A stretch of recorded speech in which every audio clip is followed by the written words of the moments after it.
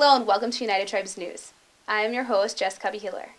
In this edition, meet a Montana family who not only hang out together in their free time, but also attend school together at United Tribes Technical College. Find out about new and upcoming programs, and also learn about alarming sexual health statistics and why it is important to go in for checkups. Later, Judge Erickson on what he thinks about the tribal judicial system, and election news from Spirit Lake Nation Tribal Chairwoman Myra Pearson. But first, every 30 days, the Bureau of Indian Affairs rotates their police officers at UTTC.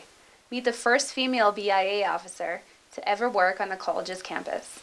My experience with law enforcement was, when I first encountered them, was under, we're under such good circumstances. I was a survivor of a domestic violence, pretty bad situation in relationship. I was 17 years old, 18 years old, and an abusive relationship. I had a little girl from that relationship, and during my first contact with law enforcement, I guess I was treated like, there she is again, oh no, it's her, and so forth. And I guess that kind of inspired me to want to do better, want to treat, victims in my situation, a lot better, and, help them through stuff like that. And so one day I walked into the police station after I had, gotten out of that relationship, and sat down with the chief and kind of told him, I would really appreciate the opportunity to work for your department, and kind of told him my goals and things that I wanted to accomplish. And at 19 years old, and I had a young child, a little girl, and he hired me pretty much right there on the spot. And I started in the Bureau when I was 19 years old as a telecommunications equipment radio operator, and that was my first contact with the Indian Police Academy. And basically, when I went to training, their training sergeants there, that really inspired me. One of them, who's my supervisor now, which is Mr. Gibson, watching him and every one of the sergeants had a positive impact on me, and kind of wanted me to go a little bit further in my career. And then as I went further in my career, I started to interact with officers and the special agents, also known as investigators, and they had some crime scenes and so forth that they were, investigating, and I got pretty curious about it.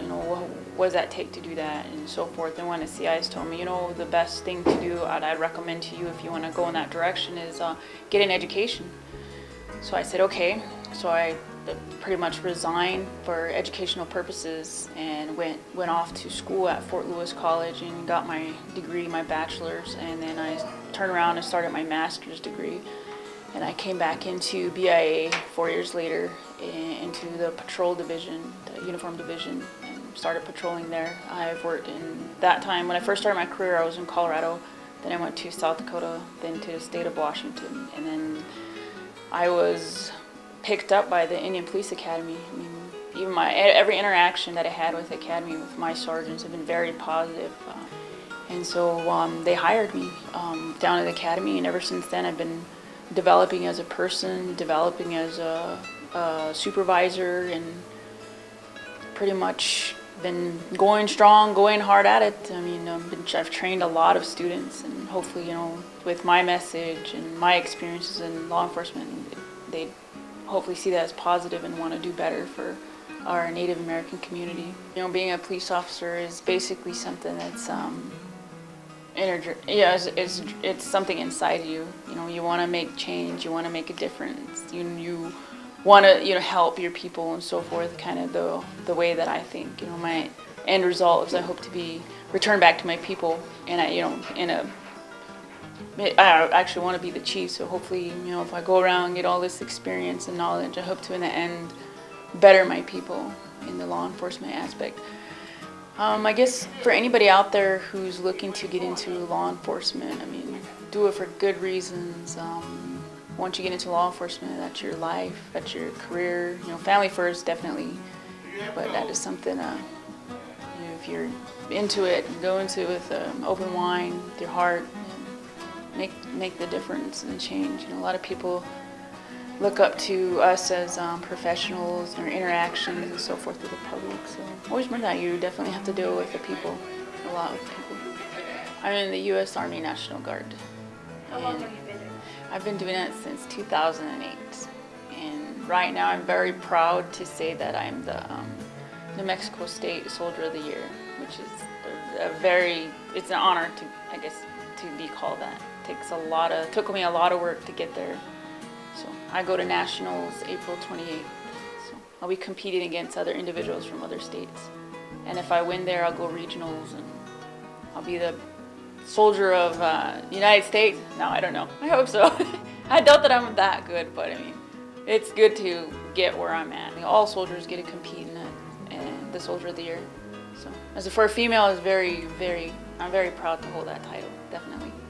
My supervisor also allowed me to attend the criminal investigative training program, which was this summer for 3 months. And there, I did well there also. I made the PTD Wall of Excellence, which is the 500 club.